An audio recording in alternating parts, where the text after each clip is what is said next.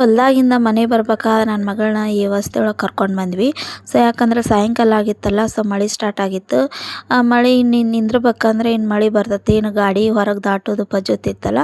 So ಹಾಗಾಗಿ ಬೇಡ ಬೇಡ ಅಂತೇಳಿ ಸ್ವಲ್ಪ ಮಳೆ ಸ್ಟಾರ್ಟ್ ಇತ್ತಲ್ಲ ಅದ್ರೊಳಗೆ ಮನೆಗೆ ಬಂದ್ವಿ.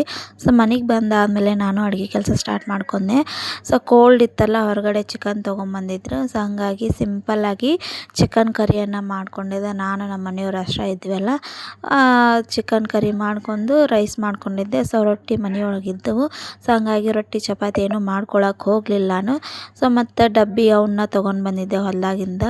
ಅವಾಗಿವಾಗ ಊಟ ಕೊಟ್ಟು ಕಳಿಸಿದ್ದು. ಸೊ ಅವನು ತೊಳೆದು ಅವನು ನೀಟಾಗಿ ಮಾಡಿಟ್ಕೊಂಡೆ. ಸೊ ಅದಾದಮೇಲೆ ಒಟ್ಟು ಕಾಯಿಪಲ್ಯನೂ ತೊಗೊಂಬಂದಿದ್ದೆ. ಅವನು ಎಲ್ಲ ನೀಟಾಗಿ ಜೋಡಿಸಿ ಫ್ರಿಜ್ಜಿಗೆ ಹಾಕ್ಕೊಂಡೆ.